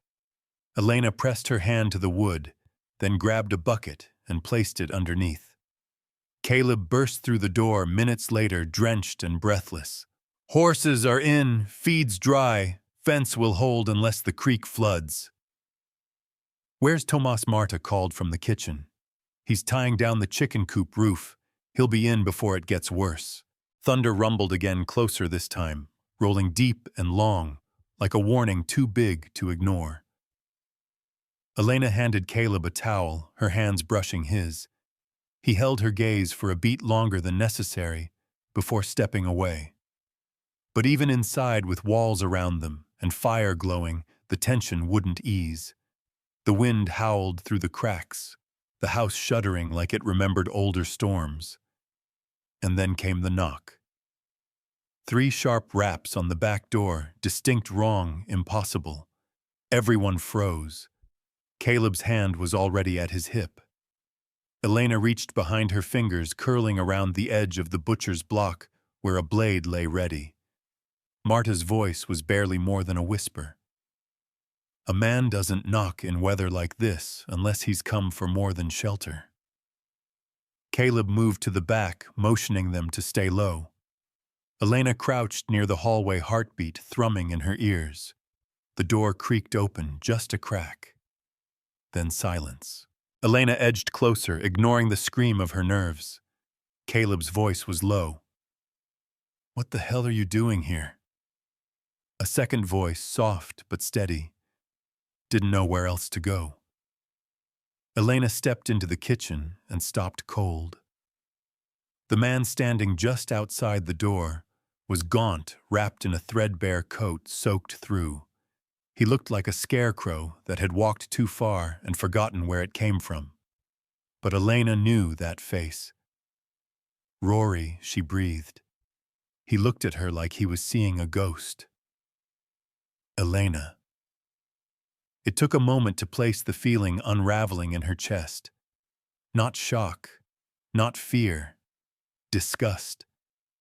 Rory Langley, the man she was once promised to, the man who vanished the moment her father's debts caught up with him, who'd left her to fend for herself in a city that closed its doors the moment her name meant nothing. Caleb stepped aside, but his shoulders were tense, one hand still resting near his sidearm. I didn't know you were here, Rory said, stepping into the warmth. Swear I didn't. Elena didn't move. And if you had? He shifted. Probably wouldn't have knocked. Probably would have kept walking then, she said flatly. Marta stood behind the stove, unmoving. Tomas entered from the side, wet through, and stopped short at the sight of Rory. "Who the hell's this?" "Someone who doesn't belong," Elena answered. "I heard you were out west," Rory said, trying to smile. "Didn't know you'd end up on a ranch. Didn't end up anywhere. I chose this." Rory glanced around, eyes catching on the firelight. The strong walls, the smell of stew simmering slow. "I've had a hard run," he said. "No work in Santa Fe. I took a wagon north, thought I might find something in Dry Bend, but I got turned around when the rain hit. I didn't come to stir anything up. Just needed somewhere dry." Caleb's eyes never left him. "You found dry, now eat and move on." Rory hesitated, then nodded. "Fair enough." They fed him quietly bread stew, a jar of water. Rory ate like a man starved, but never once looked comfortable. The others didn't speak. Elena stood the whole time, arms crossed, watching him like a hawk. When he finished, he stood and wiped his mouth. "I don't expect anything more," he said. "But for what it's worth, I'm sorry. For what she asked. For leaving. For lying, for waiting until I had something again, before showing your face." He looked at her jaw tight. "For all of it." She didn't speak. The storm howled again, but it was nothing compared to the sound in her chest. Something breaking. Not a heart, not any more, but an old rusted chain that had wrapped itself around her self-worth. She stepped closer. "You thought I'd be grateful," she said, "to see you standing on my doorstep. That I'd still be that girl you left behind. But I'm not. I'm the one who stayed when this house shook. I'm the one who built something with my hands when all you did was run." Rory didn't respond. Caleb moved beside her close enough that she could feel his calm steadiness through the floorboards. "You need to go," Caleb said. Rory looked at them both, then nodded. "Storm's easing. I'll be gone by first light." He walked out without another word. Caleb didn't touch her. Didn't speak. He just stood beside her while the rain fell softer on the roof, while the fire crackled behind them, and the house slowly exhaled the breath it had been holding. Marta came forward, handed Elena a cup of tea without a word, and went back to her chair. Tomas locked the door. And the storm passed. Elena sat by the window for a long time, watching the last of the lightning fade. She didn't cry. She didn't shake. She just breathed. She had stood in the doorway when the past came knocking, and this time she didn't let it in. The past doesn't own me anymore, but it sure tried like hell to stake its claim. By morning, the storm had blown itself clean over the hills, leaving the ranch soaked raw and smelling of fresh earth and cedar.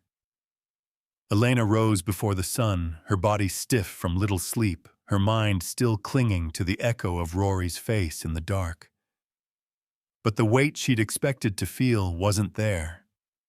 No shame, no ache, just clarity.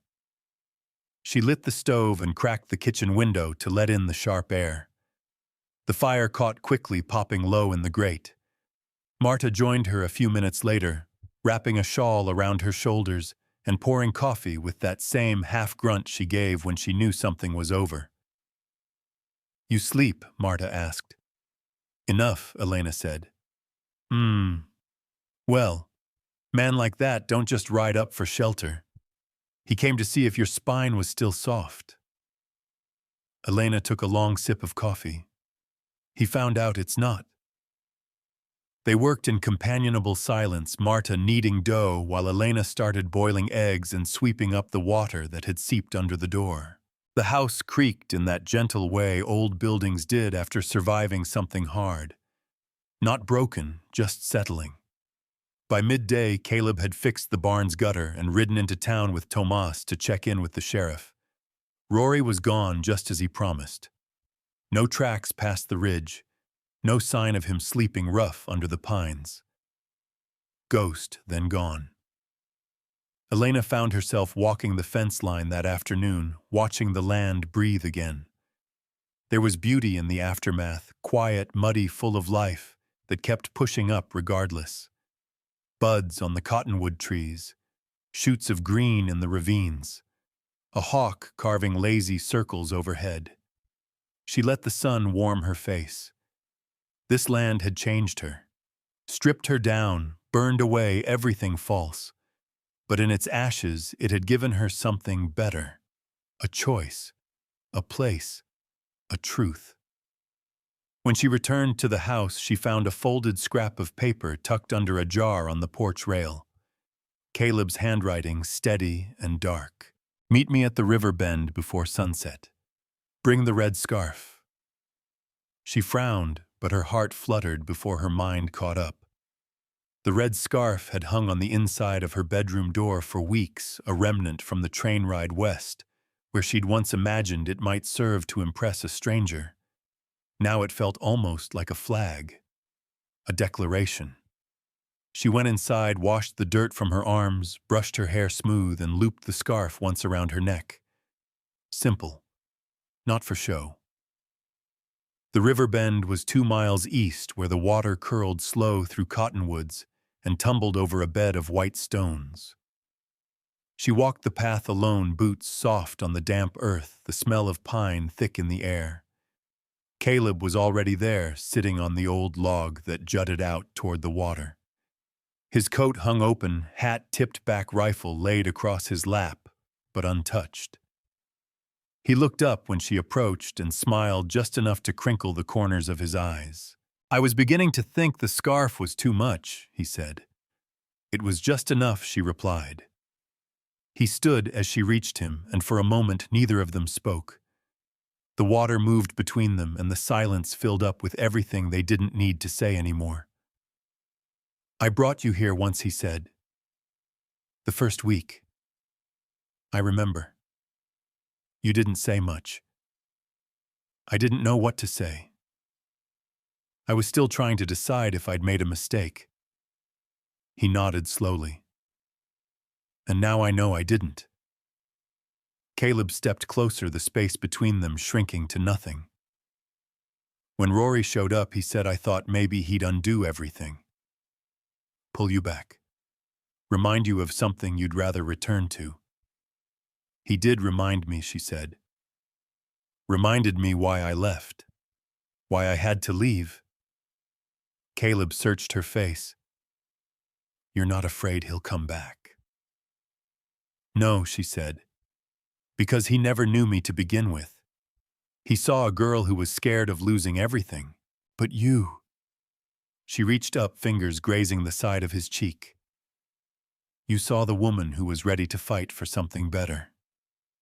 He covered her hand with his. I didn't do much. You didn't run. He kissed her, then not rushed, not desperate. A promise, a grounding. When they pulled apart, the sun was just beginning to dip behind the hills, staining the water gold. Come walk with me, he said. They followed the river upstream where the trees grew denser and the trail narrowed. Caleb talked more than usual, telling her stories of the land, the time his father caught a rattler in the pantry, how his mother once dammed the creek to save a calf. Elena laughed freely. The sound felt strange in her chest, like a bell that hadn't rung in too long.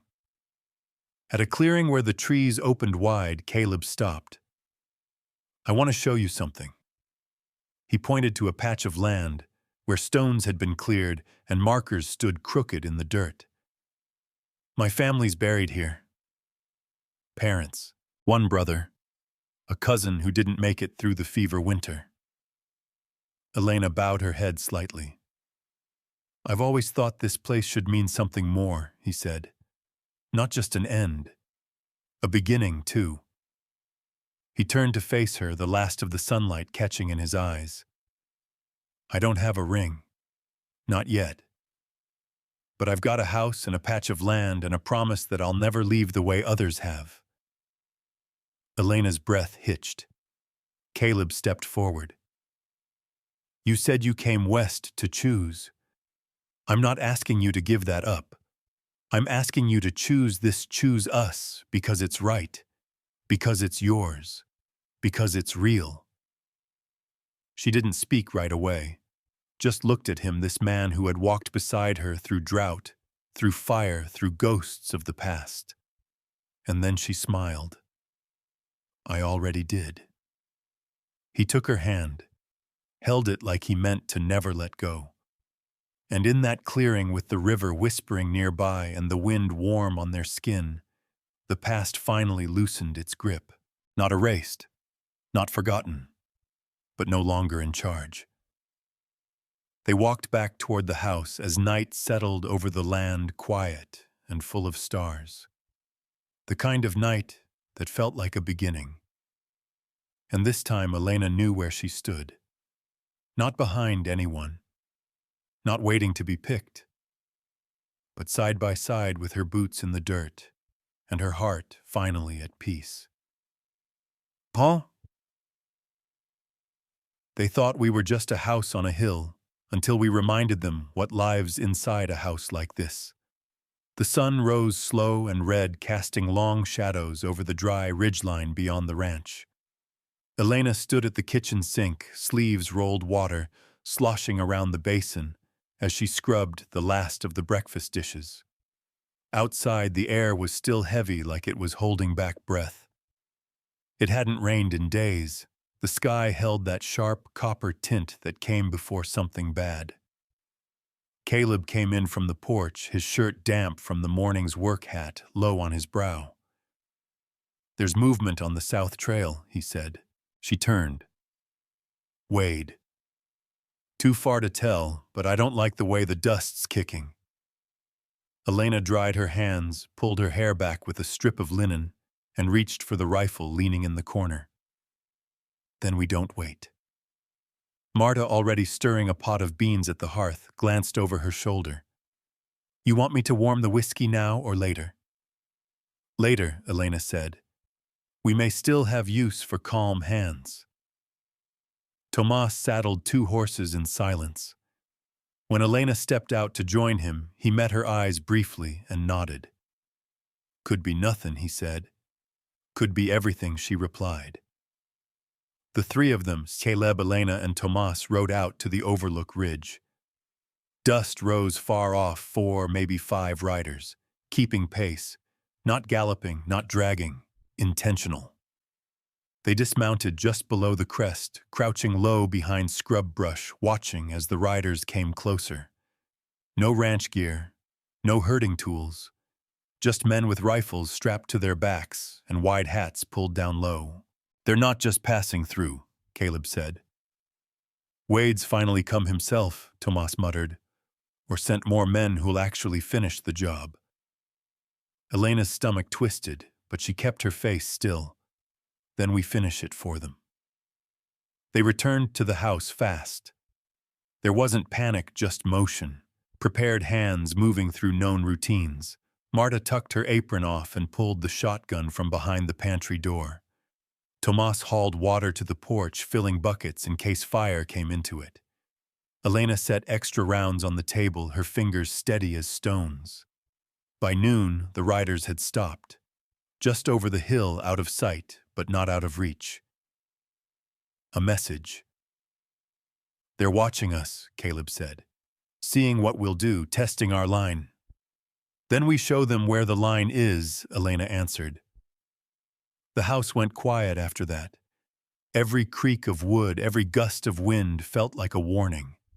By late afternoon, the first shot rang out. It cracked through the silence like a whip, a warning shot buried into the front gatepost. Everyone ducked instinctively, though the bullet didn't even pierce the porch. Caleb stood, slow rifle in hand, eyes locked on the gate. Come out where we can see you, a voice called from over the rise. Ain't no need to bleed over a patch of dry land. Elena stepped beside Caleb, raising her voice without a tremble. You want to talk, come talk. The air stayed still. Then 5 men appeared slowly, one by one, riding down the slope, like wolves in no rush. The man in front wore a dark hat, coat stiff with dust, and a long scar down his left cheek. Wade. Caleb's shoulders tensed. Elena felt it through the floorboards. Wade didn't dismount. He just rested one hand on his saddle horn. "Fine piece of land," he said. "Hard to see it go to waste when it could be doing more under better hands." Caleb's voice was low but clear. "It's not wasted, and it's not yours." Wade smiled without warmth. "I hold the deed, son." "No, you hold a technicality," Elena said. "That loan was paid. The bank confirmed it. I bought that debt fair. Doesn't matter what some clerk stamps if I've got men and you don't." "You want to test that?" she asked. "We've got enough guns and enough guts to see how far you want to push." Wade's smile twisted. "You're brave now. But brave and foolish live side by side. And cowards and lawyers live in the same room," Caleb said. That got a chuckle from one of the riders. Wade's eyes narrowed. "You've got till sunset to reconsider. After that, it's not talking we're doing." He turned his horse without waiting for reply, his men falling in beside him. As soon as they disappeared behind the hill, Caleb shut the gate and barred it. Elena turned to the others. "We don't wait for them to fire the first shot. We hold them here." "Can we?" Tomas asked. She looked each of them in the eyes. "We've held off storms, rustlers, doubt. We held through loss and betrayal. What's 5 men with itchy fingers compared to that?" They nodded. Sunset came fast. The sky bled orange and gold as they took their positions. Caleb and Tomas on the roof, Marta at the back window with a shotgun across her lap. Elena crouched near the front porch, rifle aimed low but ready. The silence was thick. Then the first shot. A crack from the ridge answered instantly by a bark of return fire from Caleb's rifle. One of the riders shouted. Then they charged. Hooves thundered. Elena didn't flinch. She fired fast and low. A horse screamed. A man toppled. Tomas dropped another with one clean shot. The others hesitated, then scattered, pulling back in a rush. Wade stayed. He dismounted behind a stump, firing twice toward the porch. One shot clipped the post beside Elena's head. She didn't move. She leaned out, aimed, and fired. Wade's shoulder snapped back. He fell hard. Then silence. Just wind. The men who could still ride turned tail and fled. Marta came out first, barrel still smoking. "Anyone dead?" "Not us," Tomas called from the roof. Caleb climbed down fast, checked Wade's body. "Still breathing," he said. "But he won't hold a gun again soon." Elena stepped down the porch, slow and even. Her hands shook only after the rifle was lowered. They gathered the wounded man, tied him to a wagon wheel, and lit lanterns as night took the land. Caleb stood by the porch rail, wiping blood from a cut on his brow. "They'll talk about this," he said. "They should." Elena replied. "Let it be known what happens when you try to steal what people have bled to keep."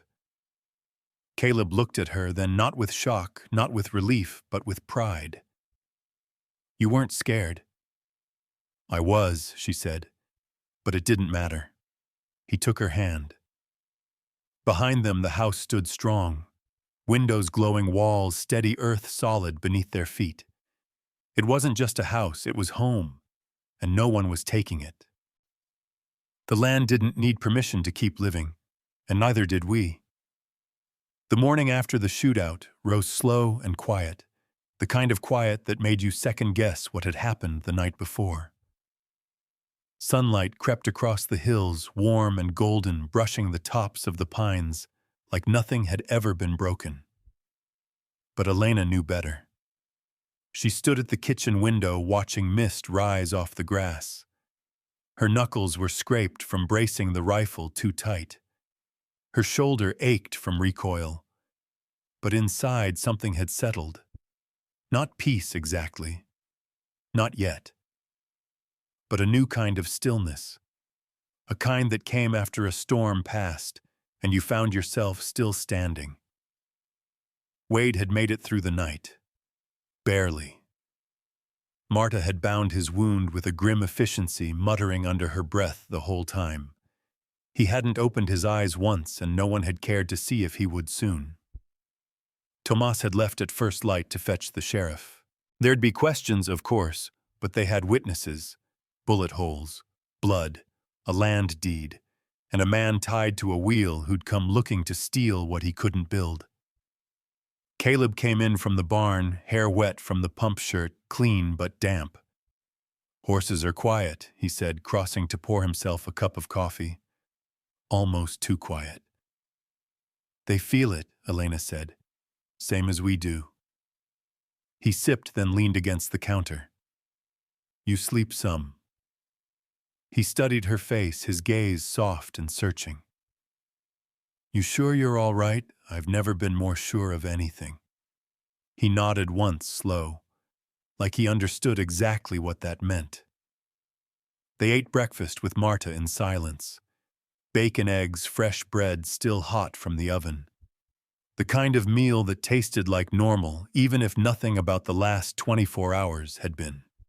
Outside, the sun climbed higher.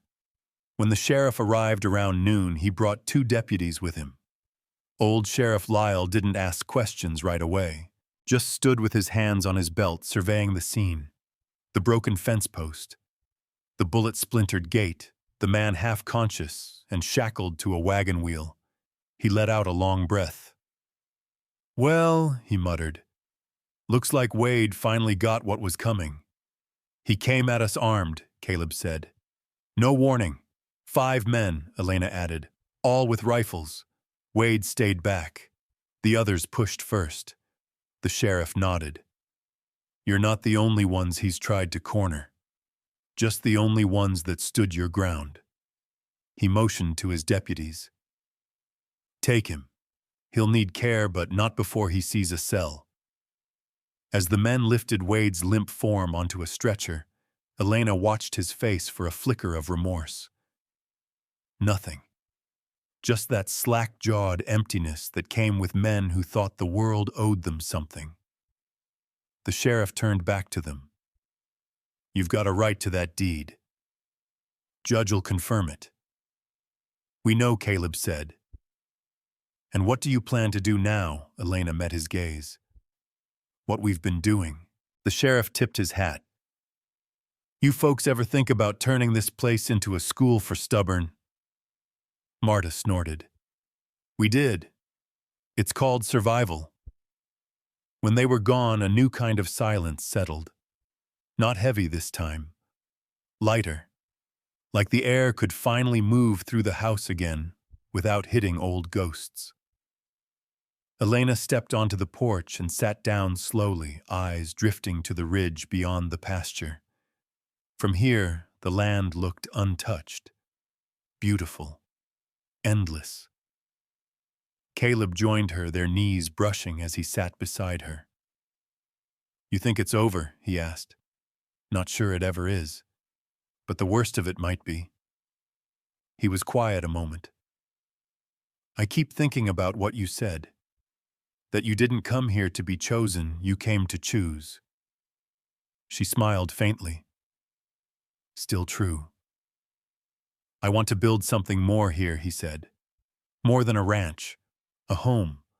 A future that looks different than what we were raised with. Something that holds." "I do too," she said. "But not just for us." Caleb turned to her. "For the ones that come next," Elena continued. "For the girls like me who were traded like currency. For the boys like Tomas who never had a place to plant their roots.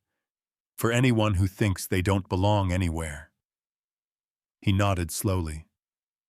"We've got room for that kind of future. We've got the land," she said, "and now we've got the say-so." He reached over, took her hand in his, calloused, warm, real. They sat there until the sun had shifted across the sky, throwing long shadows behind the barn. The work would call again soon. Fences to mend, animals to feed, a roof that still needed patching. But they had time now. Time bought with grit, held with blood, and steadied by love that didn't shout, but simply stayed. That night, the house felt different. Marta played an old tune on her fiddle, one she hadn't touched in years. Tomas whittled by the fire, quiet and focused. Caleb repaired a loose hinge on the back door. Elena stood in the kitchen, hand resting on the counter, watching the light flicker over the floorboards. The floor was scuffed and worn, the walls patched in places where storms had torn through. But every mark held a story, a memory, a name, and now none of it could be taken. The night came in gentle and cool. Crickets sang low. The stars blinked awake one by one. Elena stepped outside, wrapped in a shawl, boots soft on the steps. Caleb followed, sliding an arm around her waist. "You still think about the city?" he asked. "Sometimes," she said. "But it feels like remembering someone else's dream." He kissed her temple. "I like this one better." "So do I." Above them the sky stretched wide and infinite. Around them the land slept. And inside the fire kept burning, not just for warmth, but for the life they'd forged together. Hard won, fiercely kept, chosen every step of the way. Some endings don't come with fireworks or farewells, just a quiet knowing you're where you were always meant to be. The spring brought color. After months of dust and blood and hard-won silence, the land began to soften again. Grass pushed through the earth like green promise. Wildflowers opened along the creek bed, blue and yellow and fierce. Elena stood at the edge of the south pasture one morning, arms crossed, watching two new calves stumble after their mother. Behind her, the house gleamed in the light. Repaired, yes, but not polished. It wore its scars like badges, the way they all did now. Marta had just planted the herb garden again, her hands deep in rosemary and sage. Tomas had drawn up plans to build an extra room near the barn, his own quarters, for when the time came to bring someone else into his life, though he wasn't saying much about who. Caleb had started fencing the far ridge, not out of fear this time, but to expand, to grow. And Elena, she wrote. Letters mostly. To other women back east who'd asked what life was like out here. Not the kind of letters you sent with ribbon and wax, but the kind that spoke plain. Letters about grit and freedom and what it meant to build a life with your own two hands. She didn't sugarcoat it, told them about the blood, the silence, the days where your voice echoed off the hills like it was the only sound in the world. But she told them about the joy, too. The real kind. The kind that came when you looked across a stretch of land and knew every inch of it loved you back. Caleb had taken to reading those letters at night when the lanterns were low. He never said much, just smiled now and then. And when he kissed her afterward, it always felt like thank you. The official notice from the town arrived mid-April. Sheriff Lyle wrote that Wade had been sentenced for attempted land theft, armed assault, and fraud. The court had upheld the notarized deed and records Elena had gathered months before. The ranch was officially legally theirs. No question, no loopholes. Caleb read the letter aloud at dinner. When he finished, the table went quiet. Then Marta raised her glass of cider. To women who don't wait for permission. They drank. Afterward, Caleb took Elena out back and led her to the fence line under the cottonwoods. The evening wind tugged gently at the hem of her dress, and the air smelled like turned soil and lilac. He didn't say anything at first, just held her hand. Then, with slow fingers, he pulled something from his coat pocket. A ring. Simple. Handmade. The band wasn't polished gold or ornate. It was iron smooth and strong with a small carving on the inside. A sun, a tree, and a name. Elena. She didn't speak. She couldn't. "I know you already chose," he said quietly. "You chose this land, this life, me. But I want you to have something to hold, something that tells the world what we already know." He slipped the ring onto her finger. It fit like it had always belonged there. "I don't need vows or a preacher," he added. "I just need you to know that no matter what comes next, dust, fire, joy, grief, I'm yours. And this place is ours, always." Tears welled in her eyes. Not loud, not showy, just there, full of weight and truth. She cupped his face in her hands. "Then that's enough. That's more than enough." They stood together until the stars came out. 2 days later, the town threw a gathering, not just for them, but for all the folks who'd weathered that long winter. It wasn't called a wedding. No one wore white. But there was music and laughter, and tables filled with warm food and stories. Marta brought her fiddle. Tomas danced with a young schoolteacher from the next county over. And Elena wore the red scarf tied loose at her throat, just enough to catch the breeze. They called her Miss Elena still, but not out of formality. Out of respect. She'd earned it. Late into the evening, Caleb found her at the edge of the firelight, watching sparks drift up toward the sky. He touched her waist, pulled her close. "You still think of the woman who stepped off that train?" he asked. "Sometimes," she said. "But I don't miss her." "Why not?" She was waiting for someone to tell her who she was. "Now I don't wait." He smiled against her temple. "I liked her fine. But I love this one." She leaned into him. "Then let's build a life she'd be proud of." They didn't make grand declarations that night. No toasts, no speeches. Just a quiet walk home under a sky full of stars, hands linked, hearts full. The house welcomed them like an old friend. Elena lit the lamp in the front window the way she always did now. A signal. A promise. A way to say this place holds light. This place is safe. In the stillness that followed, with boots off and hair down, she sat at the table and began to write again. This time not to anyone else, just for herself. She wrote about the wind and how it had once frightened her, how it carried the scent of new things now. She wrote about Wade and how evil sometimes wears a patient face but good holds longer. She wrote about love, the quiet kind, the kind that repairs a porch instead of reciting poems, the kind that plants seeds in hard ground and trusts they'll bloom. And when she was done, she folded the page and tucked it beneath her pillow. Caleb was already asleep, one arm across her side of the bed, the soft sound of breath rising and falling in rhythm with the night. Elena slid in beside him, rested her hand over his heart.